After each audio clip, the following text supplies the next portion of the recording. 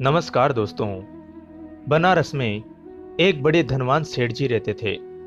वे भगवान विष्णु जी के परम भक्त थे और हमेशा सत्य बोला करते थे। एक बार जब भगवान विष्णु जी सेठ जी की प्रशंसा कर रहे थे, तब माता लक्ष्मी जी ने कहा, स्वामी, आप इस सेठ की इतनी प्रशंसा किया करते हैं, क्यों ना आज उसकी परीक्षा ली जाए और जाना जाए कि क्या वह सचमुच इसके लायक हैं या नहीं। भगवान विष्णु जी बोले, ठीक है, अभी सेठ गहरी निंद्रा में है, आप उसके सोपन में जाए और उसकी परीक्षा ले ले। अगले ही क्षण सेठ जी को एक सोपन आया। सोपन में धन की देवी लक्ष्मी जी उनके सामने आई और बोली, हे मनुष्य, मैं धन की देवी लक्ष्मी हूं। सेठ जी को अपनी आंखों पर यकीन नहीं हुआ और वह बोले, हे माता, आपने साक्षात अपने दर्शन देकर मेरा जीवन धन्य कर दिया है। बताइए, मैं आपकी क्या सेवा कर सकता हूं? कुछ नहीं, मैं तो बस इतना बताने आई हूं कि मेरा स्वभाव चंचल है और वर्षों से तुम्हारे भवन में निवास करती करती मैं ऊब चुकी हूं और यहां से जा रही हूं। सेठ जी बोले, मेरा आपसे निवेदन है कि आप यहीं रहे, किंतु अगर आपको यहां अच्छा नहीं लग रहा तो भला मैं आपको कैसे रोक सकता हूं? आप अपनी इच्छा अनुसार जहां चाहे जा सकते हैं। मां लक्ष्मी जी उनके घर से चली गई। थोड़ी देर बाद माता लक्ष्मी जी रूप बदलकर सेठ जी के सोपन में यश के रूप में आई और बोली, सेठ, मुझे पहचान रहे हो? सेठ जी बोले, नहीं महोदय, आपको नहीं पहचाना।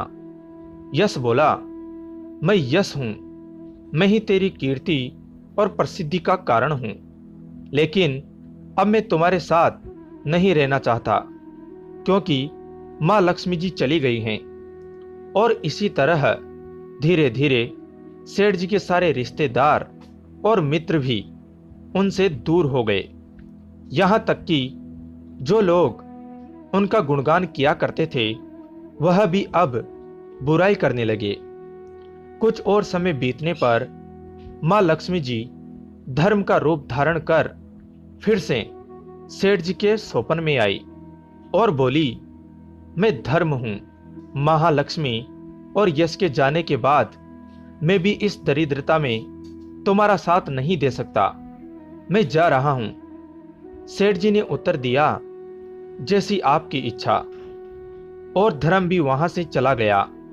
कुछ और समय बीत जाने पर माता लक्ष्मी जी सत्य का रूप धारण कर एक बार फिर से सेठ जी के सोपन में प्रकट हुई और बोली, मैं सत्य हूं, लक्ष्मी, यश और धर्म के जाने के बाद अब मैं भी यहां से जाना चाहता हूं। ऐसा सुनते ही सेठ जी ने तुरंत सत्य के पांव पकड़ लिए और बोले, हे महाराज, मैं आपको नहीं जाने दूंगा।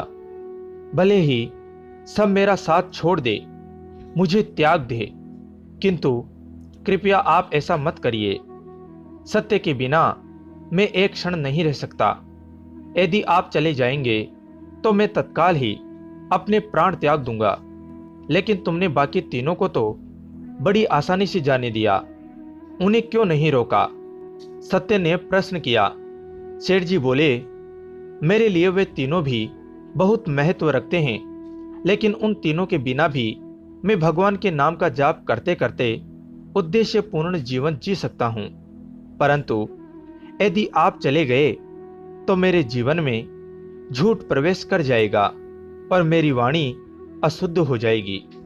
भला ऐसी वाणी से मैं अपने भगवान की वंदना कैसे कर सकूंगा? मैं तो किसी भी कीमत पर आपके बिना नहीं रह सकता। सेठ जी का उत्तर सुनकर सत्य प्रसन्न हो गया और उसने कहा, तुम्हारी अटूट भक्ति ने मुझे यहां रुकने पर विवश कर दिया और अब मैं यहां से कभी नहीं जाऊंगा। और ऐसा कहते हुए सत्य अंतर्ध्यान हो गया। सेठ जी अभी भी निद्रा में थे।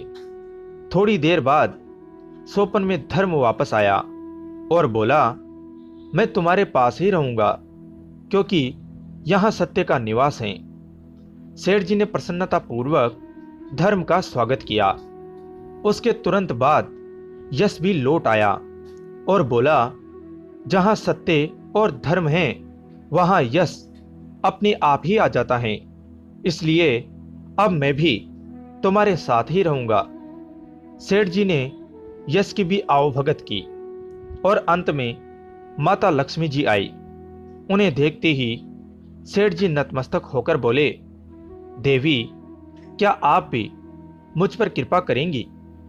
माता लक्ष्मी जी ने उत्तर दिया, अवश्य।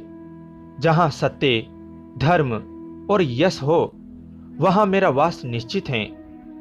यह सुनते ही सेठ जी की नींद खुल गई।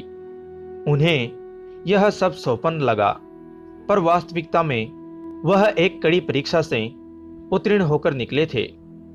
तो दोस्तों, देखा आपने, जहां सत्य का निवास होता है वहां सिद्धि, प्रसिद्धि और समृद्धि अपने आप आ जाते हैं।